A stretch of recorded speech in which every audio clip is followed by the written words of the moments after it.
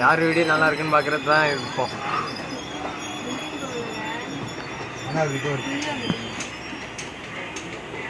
வா